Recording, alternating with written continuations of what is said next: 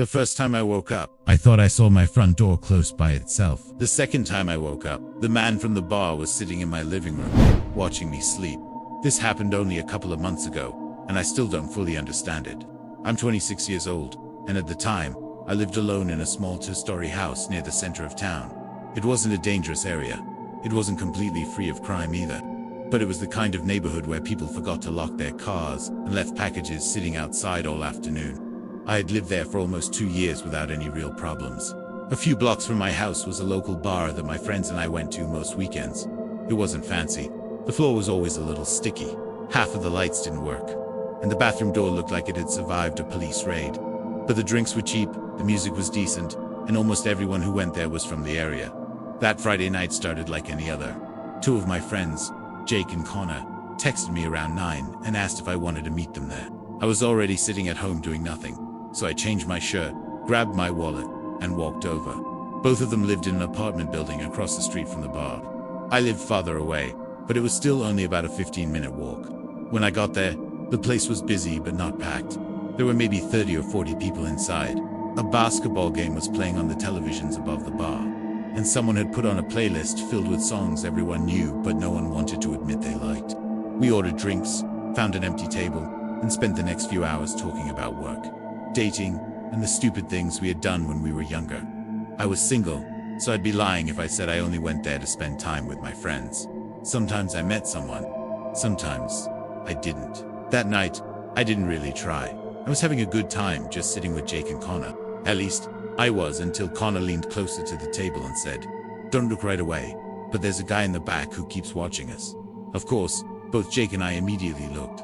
"Real smooth," Connor whispered. The man was sitting alone in one of the small booths against the back wall. He was big. Not bodybuilder big, but heavy and wide, with shoulders that nearly filled the booth. He looked like he was somewhere between 45 and 60.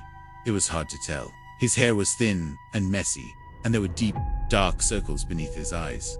He had a drink in front of him, but I never saw him touch it. At first, I assumed Connor was being dramatic. Then the man looked directly at me. He didn't look away when our eyes met. Most people do. Even if someone has been watching you, they normally glance at the floor or pretend they were looking at something behind you. This guy just kept staring. There was nothing friendly in his expression. No smile, no nod. Not even the awkward look of someone who had been caught. He looked angry. Not wild, drunk angry. It felt colder than that. It looked personal. The strange thing was, I had never seen him before in my life. "Do either of you know him?" I asked. Jake shook his head. Connor said, "Maybe he thinks you stole his girlfriend." "Look at me," I said. "Do I look capable of stealing anyone's girlfriend?" That got a laugh, and for a few minutes, we forgot about him. But every time I checked the booth after that, he was still watching us. Sometimes he watched all three of us. Most of the time, he watched me. We stayed until around 1 in the morning. By then, the crowd had thinned out, the music had been turned down, and the bartender had started collecting empty glasses with the energy of someone who wanted everyone to leave. Jake and Connor paid their tabs and headed across the street toward their apartment building. "You want to crash at our place?" Jake asked. "Nah, I'm good. I need the walk." Connor glanced through the bar window. "Your friend's still in there?" I looked back. The booth was empty. I told myself the man had probably left through the side exit. The bar had a smoking area near the back, so there were several ways he could have gone without us seeing him. I said goodbye to my friends and started walking home.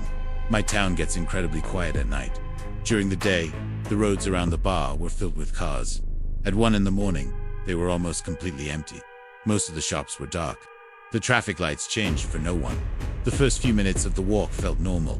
Then I started feeling like someone was behind me. I didn't hear footsteps. I didn't see a shadow. There was no real reason for me to think I was being followed. Still, the feeling wouldn't go away. You know that strange pressure you feel when someone is staring at the back of your head? It was like that. I looked over my shoulder. The sidewalk behind me was empty. I kept walking. About a minute later, I checked again. Still no one. I tried to laugh at myself. I had taken that same route dozens of times, sometimes much later than that. I knew every house, every driveway, and every broken streetlight. But that night, everything looked different. Every parked car seemed occupied.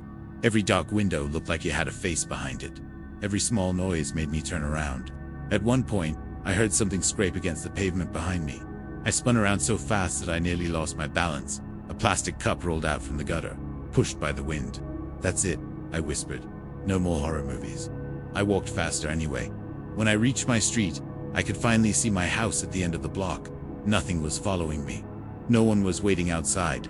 I unlocked my front door, stepped inside, and locked it behind me. At least, I believe I locked it. That question still bothers me.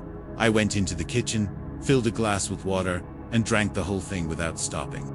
My head was spinning slightly from the alcohol, and I was too tired to go upstairs, shower, and get ready for bed. Whenever I came home that late, I normally slept on the couch. I took off my shoes, dropped my phone on the kitchen counter to charge, and lay down in the living room. The couch faced the front door. There was a lounge chair to the left, a small coffee table in the center of the room, and a television against the opposite wall. I didn't turn on the television. I closed my eyes and passed out almost immediately. Sometime later, I woke up to a sound. It was quiet. Maybe a thump. Maybe a click. My eyes opened, and because of the way I was lying, I was looking directly at the front door. For half a second, I could have sworn it was open. Not wide open. Just an inch or two. Then it moved. The door slowly closed as my eyes adjusted to the darkness. I sat up. Every part of me went cold.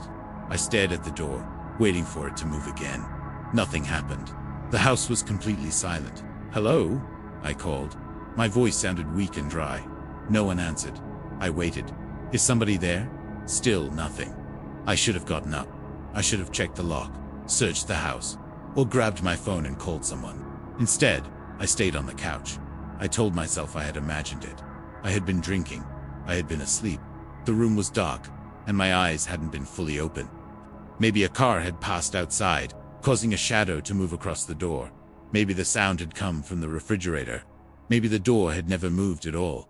Those explanations made sense. What didn't make sense was the feeling in my chest. My body seemed to know something that my brain refused to accept. I sat there for what felt like several minutes, listening for footsteps. Nothing. Eventually, I lay back down. I kept my eyes on the door for a while, but exhaustion slowly took over. The last thing I remember thinking was that I would check the lock in the morning. I don't know how long I slept. It could have been 10 minutes. It could have been an hour. I was dreaming when the next sound started. In the dream, I was walking through a long hallway while someone opened a door behind me. The door creaked slowly. Then I heard a soft thump. Another thump followed. Then another. Each sound was slightly louder than the one before it. My sleeping mind tried to fit the noises into the dream, but something didn't feel right. The hallway disappeared. My eyes opened.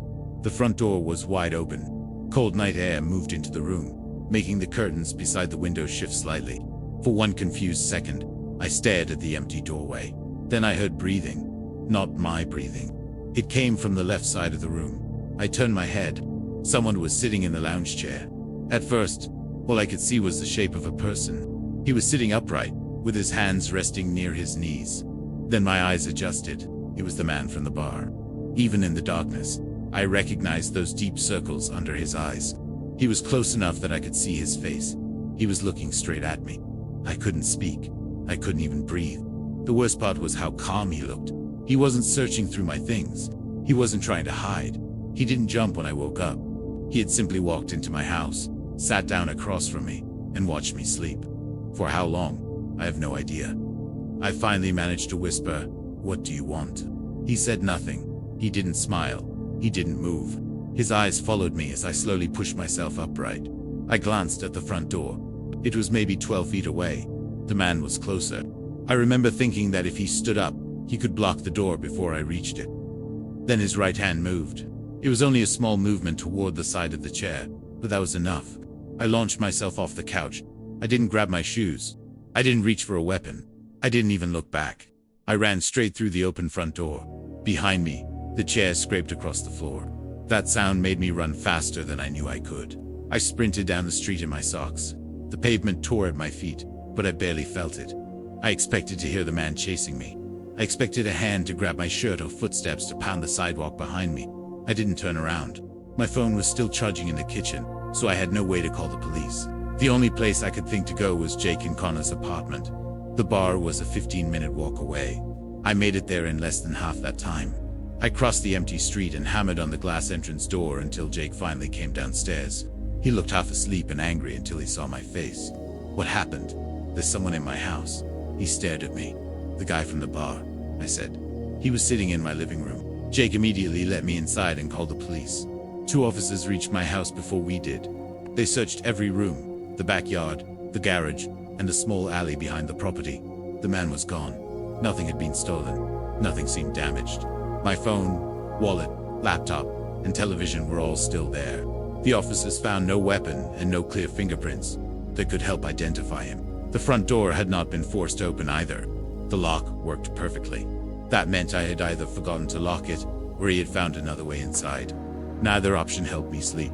The police later collected security footage from the bar. The cameras clearly showed the man sitting in the booth.